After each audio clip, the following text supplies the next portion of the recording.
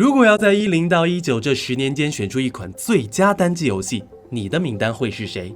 ？2020年游戏评分网站 Metacritic 搜集了来自世界各地一共50家媒体的榜单数据，以第1名得3分，第2名得2分，第3到第10名得1分，第11到第20名得0.5分的规则，计算总分得出了10到19这10年间评价最高、最受欢迎的20款单机游戏。而在这份千里挑一的榜单之首，是一个数据超模的像是用了 CE 的怪物——塞尔达传说：旷野之息。40次榜单提名，18个榜单第一，总分超越了23名之和，第一的数量更是比剩下的19位加起来还要多出3个。塞尔达是天，这句乍看无脑吹的发言，原来早已在不知不觉间成为了全世界的共识。所以，旷野之息究竟为什么会如此出圈？为什么会被称之为天？今天就让我们先把王国之泪放在一边，来回顾一下这款开拓了塞尔达系列未来10年的奠基之作《塞尔达传说：旷野之息》。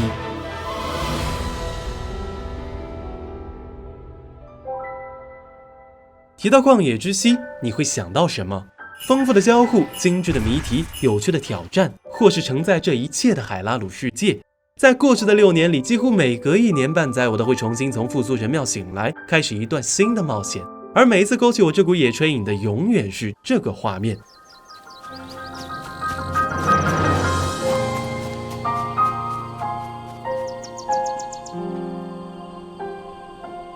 天朗气清，汇风合唱，一碧千里，一如本作的副标题《旷野之息》。也许是因为它太像童年时接触的那些赛璐璐风格的动画，也许是因为任天堂刻意用笔触和大色块营造的水粉画质感。总之，当我第一次眺望海拉鲁时，我就隐约意识到了眼前这幅画面可能会完全颠覆我过往的游戏经验。任天堂曾分享过一个很有趣的概念：善于欺骗的美术风格。在他们看来，可玩性与现实感的平衡决定了一款游戏是否好玩，而美术作为玩家接触这一切的窗口，如果过度追求真实，便会牺牲游戏的创意和节奏；如果一味远离真实，又会降低带入现实的乐趣。而假如想要创造一个全都要的开放世界，他们需要欺骗玩家的感官。要能割草砍柴，却又无需一斧一斧的重复劳动；要能打猎烹饪，却又不用麻烦的处理食材；要能随意的攀爬滑翔，甚至踩顿滑行，却不会质疑这一切在现实中是否可行。在旷野之息的美术风格下，所有这些不现实的行为都成为了屏幕中这个世界的理所应当。野猪就该砰的一声变成瘦肉，食材就该叮当舞蹈着变成料理。这些设定让游戏在变得更加有趣的同时，也不会让玩家轻易的出戏，就像我们曾玩过的许多佳作。但塞尔达之所以是天，不仅仅是因为他做到了别人做到的，更是因为他做到了别人做不到的，创造一个会呼吸的开放世界。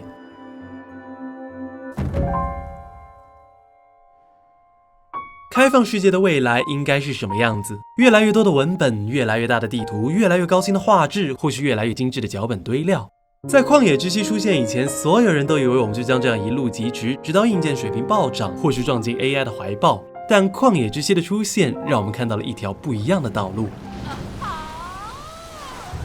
原来山真的可以是山，而不是暗示着此路不通的空气墙；原来树真的可以是树，而不是只有装饰作用的圆柱形路障；原来金属真的可以导电，阴影真的可以乘凉，火山真的可以烧烤，温泉也真的可以煮蛋。开放世界的交互不再只聚焦于人与人，而是新添了一个维度：人与世界。然而，想要让玩家能够点燃一根火把用来照明或是对敌，其实并不困难，很多游戏都能做到。但假如要让它还能够点燃木箱、融化冰块，甚至是烤熟挂在树上的苹果呢？单纯的重举法只会带来无穷无尽的工作量和 bug， 而任天堂的做法是构建一个完善的化学引擎。他们将火、水、雷、冰这些游戏中常见的元素定义为元素，又将海拉鲁图鉴中的一切生物、怪物、材料、武器乃至林克本人定义为物质。基于这两者制定了3条简单的规则：一、元素可以改变物质的状态，比如火焰能够烧毁草坪，冰剑可以冻结生物；二、元素可以改变另外一个元素的状态，比如雨水熄灭火焰，火焰融化冰块；三、物质不可以改变物质的状态，比如铁剑可以砍断树木，却绝不会把它变成一块金属。当这个全新的化学引擎遇上魔改后的物理引擎，海拉鲁的万物便被赋予了额外的属性。它们拥有了各自的重量，所以8个苹果足以代替木桶按下重力按钮。它们拥有了各自的浮力，所以金属遇水沉底，但木头却能成为我们渡河的工具。它们还拥有了燃点、冰点和一大堆难以总结却符合直觉的特性，所以火山的高温会烧毁木质武器，却不会对金属造成半分损伤。所以结实的木质盾牌可以用来借剑，但金属盾却只会将剑矢一一弹开。当一件物体被赋予了复数的属性，它便不再只是一件功能单一的道具，就好像随处可见的金属立方体。它可以是搭桥铺路的工具，可以是清理营地的武器，可以是神庙解谜的道具。同一件物体在不同的环境下，因为玩家不同的选择，拥有了不同的用法。而海拉鲁世界远远不止一件物体。老任找到了属于开放世界的惩罚，而从这一刻起，唯一解成为了海拉鲁最稀缺的资源。当你面对一座带刺的神庙，你可以选择用火焰焚毁这些凡人的荆棘，可以选择点燃4个火堆，让风成为你的助力，也可以选择一个合适的高处，直接滑翔到目的地。当你眼前是一条湍急的河流，你可以使用西卡之石的造冰能力，可以寻找附近的木筏和团扇，可以利用上升气流制造高低差，也可以随便找个能够实停的物体，然后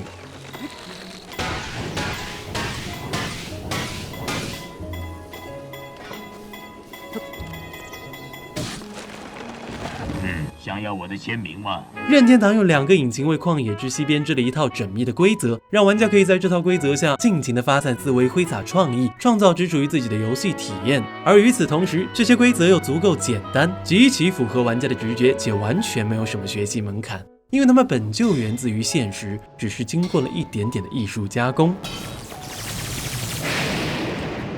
那么，当我们聊完了旷野之息的交互，此时再回头看它的美术，也许就更容易理解为什么任天堂会选择这种善于欺骗的美术风格。不仅是为了兼顾可玩性与现实感，以及照顾 Wii U 和 NS 的机能，也是为了画面的精炼，为了玩家能够第一时间捕捉到所有的交互元素，为了呈现一个充满生机、清澈的仿佛正在呼吸的世界。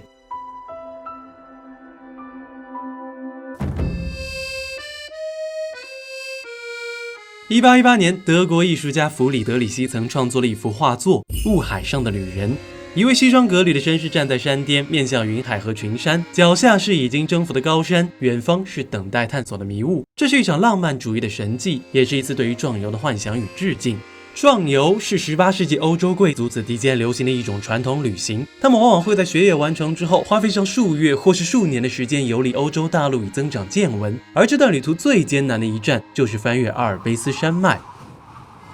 恶劣的天气、崎岖的地形、凶残的野兽、杀人劫道的贼寇，山的这边是危险，是挑战，但一旦翻过山脉，他们便能见到一生只能见一回的城市遗迹和异国他乡的风土人情、文化瑰宝。这便是18世纪欧洲贵族的冒险。而巧合的是，200年后的旷野之息引用了同样的构图，也复刻了同样的冒险。还记得6年前我第一次踏足海拉鲁这片陌生的世界，我不知道山的顶端会藏有什么惊喜，但我知道站在高处一定能够收获新的风景。我不知道路的尽头到底会通向何方，但我知道只要沿着它走下去，一定能够发现新的旅人、新的驿站，而他们会为我带来远方的消息。遗迹、神庙、雅哈哈，视线所及的范围内永远有新的目标，辛苦到达的目的地也永远不会缺少回报。冒险最迷人的部分便是对于未知的探索，而这种羚羊挂角、无迹可寻的引导，正是旷野之息的世界如此令人沉浸的原因。你还记得你第一次玩旷野之息时遇见的第一只神兽是什么吗？我相信绝大多数人的答案应该和我一样，是这只大象。当你从初始台地一跃而下，循着音帕的光点一路向东，你发现了第一座神庙，爬上了第一座高塔，解锁了感应神庙的雷达，又立马跟着雷达找到了第2座神庙。接着你沿着河流一路向前，看见了第1间驿站和它旁边的第3座神庙，然后一问门口的大叔，惊觉原来自己还能够骑马。而当你好不容易骑着半驯服的艾玛靠近了光点，一个奇形怪状的 NPC 又吸引了你的注意。哦，原来瘦瘦的黄色果实可以用来扩充装备栏。最后，当你终于开完村里的神庙，凑齐4张勇者之证，拜完女神，见到鹰帕，他说：“苏醒的勇者啊，快去解放4头神兽吧。”然后你打开地图一看，这么近，不急，再让我到处逛逛。但也不知为什么，这卡卡利克村的另外2个出口总是会7弯8扭的通向北方。于是你也没有多想，走着走着，视野里便全都是淅淅沥沥的雨幕和不知从哪儿冒出来的卓拉族人。再然后就没有然后了，前方就是水神兽，去吧，塞尔达。平心而论，在我第一次体验这段流程时，我根本没有注意到它背后任何的引导和设计，因为一切都是那么自然，仿佛林克醒来后就该先去卓拉，仿佛海拉鲁世界就该是这个样子。但老任到底是老任，你可以不学，他却不会不教。而2017年，任天堂就在 CEDEC 上分享了这份自然背后的3个秘密：引力、三角形法则和3把尺子。首先，什么是引力？高山是引力，高塔是引力，驿站是引力，神庙是引力。那些一眼就能让玩家产生兴趣、想要一探究竟的地图元素，都是引力。就像夜幕下扑火的飞蛾，玩家的好奇心总会驱使着我们向着远处的炊烟前进。或许路上会耽搁，会迷失，但或早或晚，那座塔你迟早会去，这就是引力。其次，什么是三角形法则？试想一下，如果海拉鲁失去了高山和丘陵，所有的神庙全都可以从高塔上一览无遗，所有的路线规划都只剩下点与点之间的线段，那得有多坐牢。但假如在每个引力点之间增加一些遮挡物，让玩家总是需要翻越山丘、跨过峡谷，总是能够在艰苦跋涉之后发现新的引力点，总是能够产生柳暗花明又一村的感觉呢？大型三角作为地标指引方向并分隔地区，中型三角作为引力点间的自然屏障创造惊喜，小型三角负责点缀环境，增加探索世界时的乐趣。3种三角各司其职，便赋予了海拉鲁极其真实的地貌环境，让玩家前往引力点时的过程也变成了一次完全随机的冒险。就好像那座塔你迟早会去，但何时去、怎么去，去的路上会拐几个弯、开几座神庙，没人知道。最后，3把尺子又是什么东西？很简单，距离感、密度感、时间感。一张开放世界地图应该设计多大才能既让玩家满足又不会显得臃肿？众多地图的众多引力点应该如何分布才不会显得过分密集或是过分空旷？每个地点的游玩时间应该如何控制才能让玩家始终保持探索的欲望？即便是任天堂也无法一拍脑袋就给出所有答案，所以他们找到了一种格外接地气的答题方式，以总部所在的京都为蓝本，实地体验、实地考察。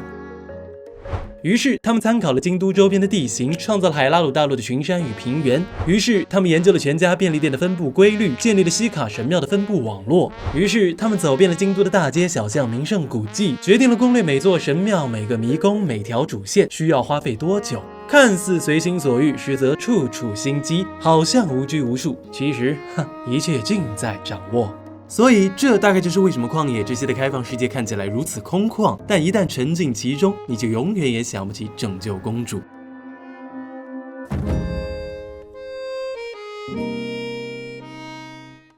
在准备这期视频的时候，我曾翻来覆去的思考一个问题，驱使我一直重复游玩旷野之息的动力是什么？我喜欢这个世界，喜欢它的山川河流，喜欢它的人文风情，喜欢哈德诺村一派祥和的田园风光，喜欢沃托里村灯火阑珊的鱼湾夜景。我也喜欢探索未知的感觉，喜欢循着箭矢的方向一头扎进风沙滚滚的沙漠，喜欢闯入伸手不见五指的黑暗，寻找一座不知在哪的神庙。我还喜欢不期而遇的惊喜，喜欢湖心突然升腾起狂风和雷电，抬头一看竟然是一条东方龙。喜欢星夜里突然出现的绿色荧光，走近一瞧竟是一群我从未见过的神秘生灵。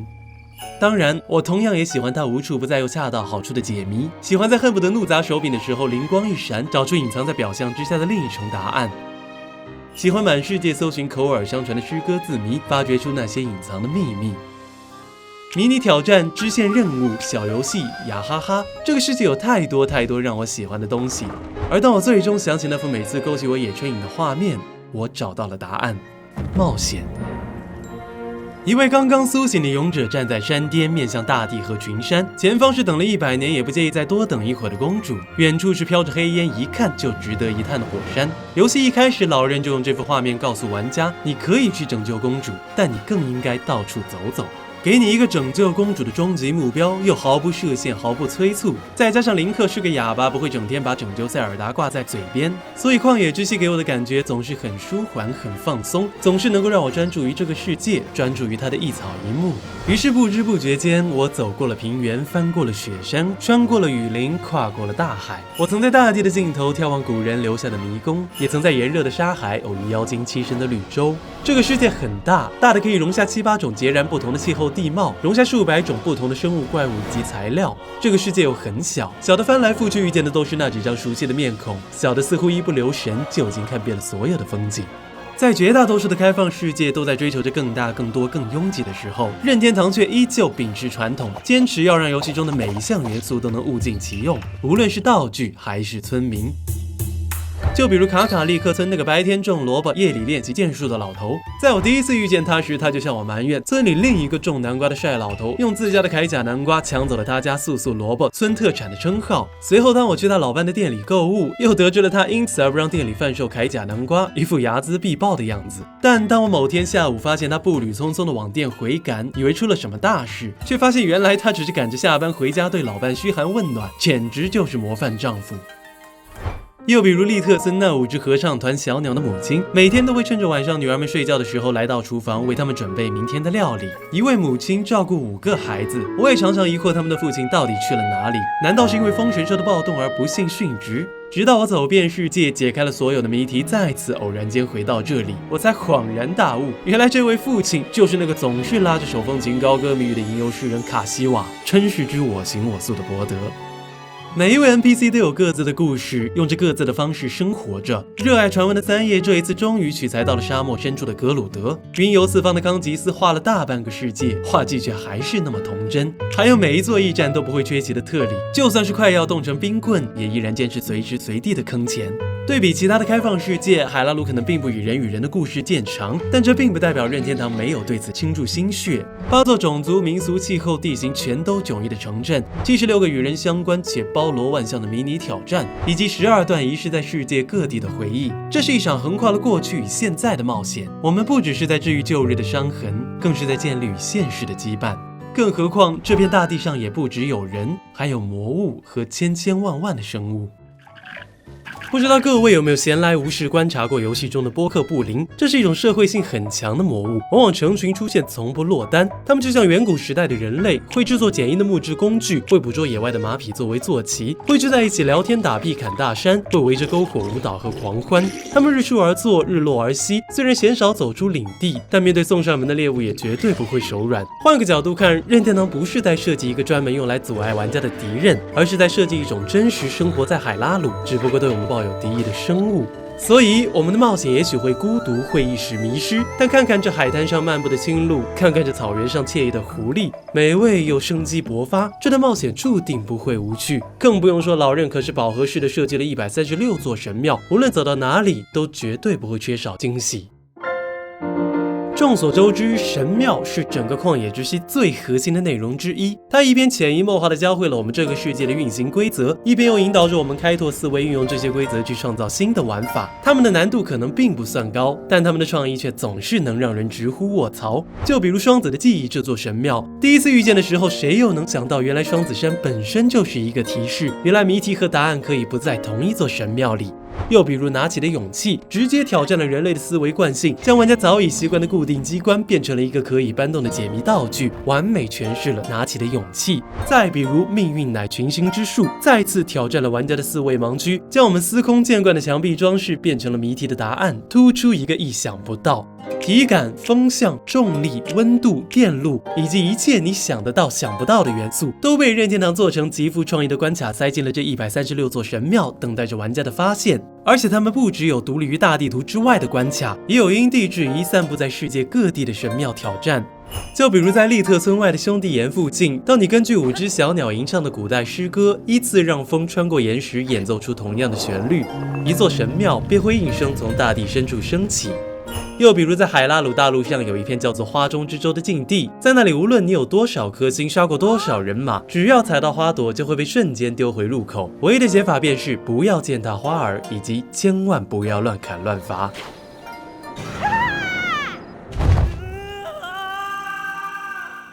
在特定的时间用影子遮蔽台座，从高处扔雪球撞开紧闭的大门，通过古代迷宫到达终点处的神庙。任天堂就像是那只蓝色机器猫，总是能够一摸口袋掏出一些从未见过的花活，让冒险的新鲜感能够持续下去。然而它毕竟是款单机游戏，内容再多也迟早有一天会耗尽。所以到底是什么驱使着玩家一次又一次的返回海拉鲁，去重复的体验那些早已体验过的内容？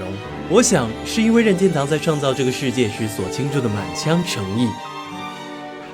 不知道你有没有注意过，海拉鲁的音乐其实也分昼夜。就以利特村为例，白天的配乐因为使用了曼陀林和古典吉他，所以听起来悠远空灵，还带有一丝俏皮，充满了白昼的活力。而当夜幕降临，小鸟们回巢休息，钢琴便悄悄登场，节奏变得舒缓，配器也不像白天那么复杂，伴随着风雨自然的环境音，便送来了夜晚的清冷与安谧。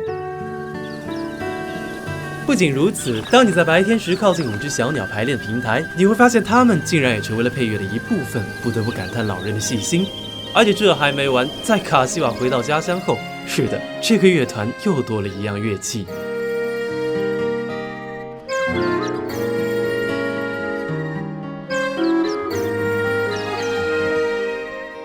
而除了充满沉浸感的音乐，众所周知，塞尔达系列独创的文字也一直是它的亮点之一。在哈登诺研究所的地板上，你会在普尔亚与他的助手中间发现数条分界线，两边赫然写着所长与随从。在结合普尔亚楼上的日记，我们便可以推测出这条分界线的出现，大概是因为普尔亚在抗老化实验后变得越来越年轻，引来了助手西蒙超下流的目光，所以为了彰显所长的威严，他画下了这条分界线，并且随着时间的推移，这条线也越推越远。在旷野之息中，像这样的细节还有很多，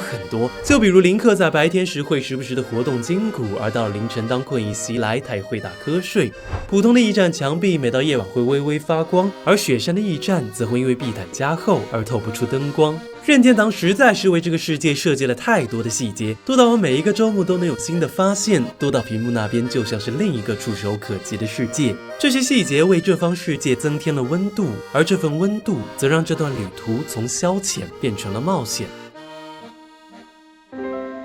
所以现在让我们回到最开始的那个问题，旷野之息为什么会被称之为天？因为它高度统一的美术，因为它前所未有的交互，因为它润物无声的引导，因为它诚意满满的细节，这些因为都是答案，但在我心里，真正的答案只有一个，因为它满足了我对于冒险的所有幻想。就像宫本茂曾分享过无数次的童年冒险经历，他穿过杉树林，找到了一个不起眼的山洞，钻进去后，却发现这里就像是一个迷宫，黢黑的通道伸向无数洞窟，而他的手上只有一只幽暗的灯笼。那一整个暑假，他曾多次返回那个山洞，那个山洞也为他后来的游戏创作提供了无数灵感。但这么多年，他却从未提过这段冒险的结局。我想，这大概是旷野之息想要传达的理念。也许你磕磕绊绊，也许你步履蹒跚，也许你根本就没能走到终点救出公主，都没有关系。因为冒险最重要的不是结局，而是你一路上克服的难关和一路上见证的美景。